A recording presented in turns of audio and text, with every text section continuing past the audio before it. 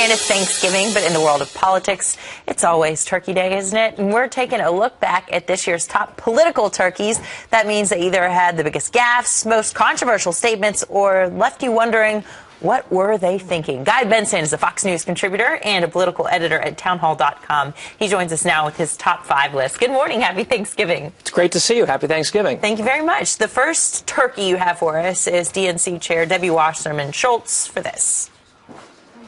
Scott Walker has given women the back of his hand. Mm-hmm. And there is no, I know that is stark, I know that is direct, but that is reality.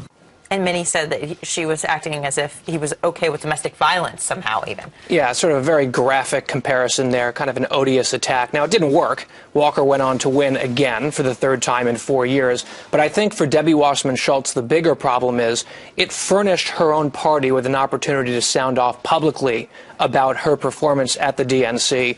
There have been the long knives coming out for her, I think, for a number of months now, and her days are numbered in that position. Her days are numbered, you say. Our next turkey, number 4, you say, is Michelle Bachmann for saying this. Millions of unskilled, illiterate foreign nationals coming into the United States who can't speak the English language will all likelihood vote Democrat, is what she's saying. Right. And look, I'm fully willing to concede that when it comes to the president's executive amnesty, obviously it's quite controversial. There are some serious constitutional and policy issues at play. So to sort of rant about illiterates in a prepared statement, no less, is just about the least helpful messaging for Republicans that I can possibly imagine. Congresswoman Bachmann is retiring in December.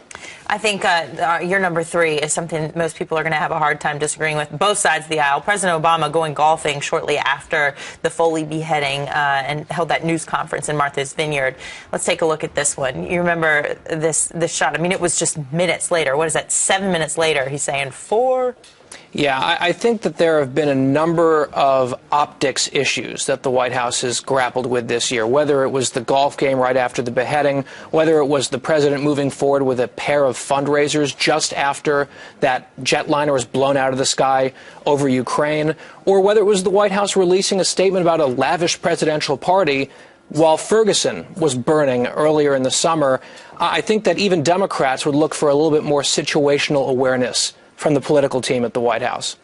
These midterms got pretty nasty, and Senator Mary Landrieu in Louisiana is still battling for re-election. You remember her saying this to Chuck Todd about the South essentially being sexist and racist? To be very, very honest with you, in the South has not always been the friendliest place for African Americans. It's been a difficult time for the president to present himself in a very positive light as a leader. It's not always been a good place for women to be able to present ourselves. Why is she your number 2 turkey?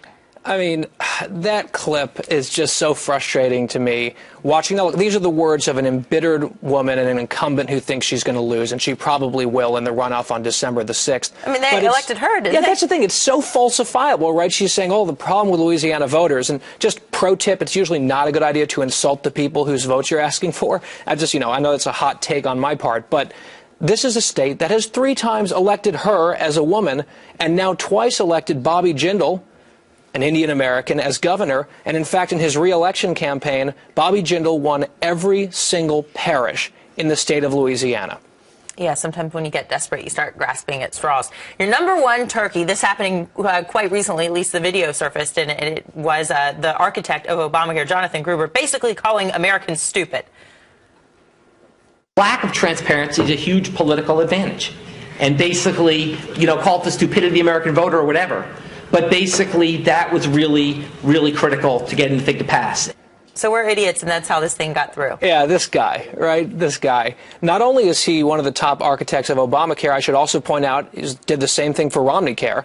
And what we've seen now is this series of videos where he concedes that the core substantive arguments against Obamacare were correct, and sort of gleefully telling friendly audiences that he and his ilk proactively lied about these things to the stupid American people for our own good. And just the kicker is that we, the taxpayers, have paid this guy $400,000 for his work on the federal side of this alone. I would just argue that if we look at what happened in 2010 and again this past November, perhaps American voters aren't quite as stupid as Mr. Gruber thinks. Yeah, and that's why the healthcare officials are having to go out to the shopping malls and hand out flyers. Yeah, I saw that. That's a tough sell. Guy Benson, your top 5 turkeys. We thank you so much for that. Happy Thanksgiving. Happy Thanksgiving to you and everybody at home. Send us your top 5 turkeys. Did we miss any? Let us know. Email us friends@foxnews.com.